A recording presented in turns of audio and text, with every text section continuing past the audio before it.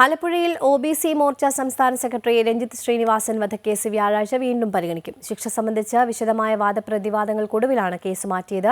Mavelikkara additional sessions judge VG ശ്രീദേവിയാണ് case പരിഗണിക്കുന്നത്. രാവിലെ 11 മണിക്ക് ആരംഭിച്ച കോടതിയിൽ 2.5 മണിക്കൂർ നേരം കനത്ത വാദങ്ങളാണ് ഇരുകൂട്ടരും നിരത്തിയത്. പ്രതികൾക്ക് വധശിക്ഷ നൽകരുതെന്നും അപൂർവങ്ങളിൽ അപൂർവമായ കേസായി പരിഗണിക്കരുതെന്നുമായിരുന്നു പ്രതിഭാഗത്തിന്റെ വാദം. ഷാനെ കൊന്നതിന്റെ സ്വാഭാവിക പ്രതികരണമാണെന്നും അതിനാൽ ക്രിമിനൽ ഗൂഢാലോചന നിലനിൽക്കില്ലെന്നും പ്രതിഭാഗം വാദിച്ചു. എന്നാൽ പ്രതികൾ ദയ അർഹിക്കുന്നില്ലെന്ന വാദമായിരുന്നു പ്രോസിക്യൂഷന്റേത്.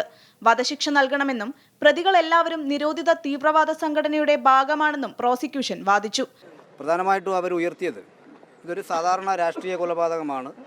അതുകൊണ്ട് അപൂർവമായിട്ടുള്ള ഒരു കേസായിട്ട് ഇതിനെ കാണരുതെന്ന രീതിയിലാണ് പ്രതിഭാഗം അഭിഭാഷകർ വാദം ഉയർത്തിയത്. അതിന് മറുപടിയായിട്ട് ഇതൊരു രാഷ്ട്രീയപരമായിട്ടുള്ള കൊലപാതകമല്ല, ഇത് മതപരമായിട്ടുള്ള ഒരു കൊലപാതകമാണ്. എങ്ങനെയാണ് ഒരു തീവ്രവാദ സംഘടന ഒരു കൊലപാതകം ആസൂത്രണം ചെയ്യുന്നത്, സമാനമായ രീതിയിൽ നടന്ന ഒരു കൊലപാതകമാണ്. പോപ്പുലർ ഫ്രണ്ട് SDPI പ്രവർത്തകരായ 15 പേരാണ് പ്രതികൾ. ഇവർ കുറ്റക്കാരെന്ന് ശനിയാഴ്ച കോടതി കണ്ടെത്തിയിരുന്നു. 2021 ഡിസംബർ 19-നാണ് രഞ്ജിത്ത് ശ്രീനിവാസൻ കൊല്ലപ്പെട്ടത്. തലേന്ന് SDPI നേതാവ് KS ഷാൻ കൊല്ലപ്പെട്ട് മണിക്കൂറുകൾക്കകമായിരുന്നു രഞ്ജിത്തിനെ വധിച്ചത്. അമൃത ന്യൂസ്, ആലപ്പുഴ.